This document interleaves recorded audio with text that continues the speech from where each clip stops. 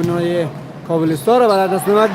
گل توسط هادی جعفری حضور نداشت و گل. چی گلی تماشایی قشنگ تماشایی از نعمت امیری را ببینید در ویدیو. نعمت امیری فرصت گل زنی و گل سوم توسط نعمت امیری.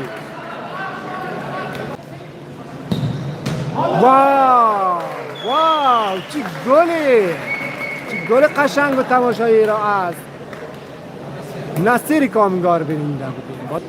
خوبی اکادمی کابلستان. واو چی گلی تماشایی هتریک میکنه نعمت امیری مقابل اکادمی کابلستان. گل اکادمی کابلستان در این لحظات پاور پلی کرده، تلاش دارد تا کامبک بزند، گل های خورده را جبران کند. واو گل سپر گل از استاد محسن رضایی.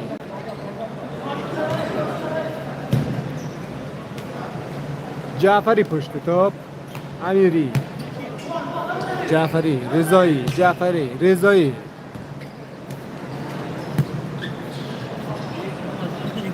با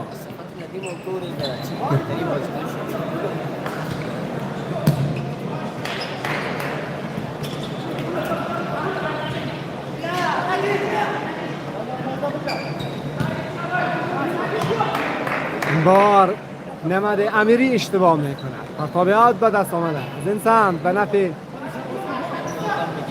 اکادمی کابلستان. بلال بازیکن خوبی اکادمی کابلستان.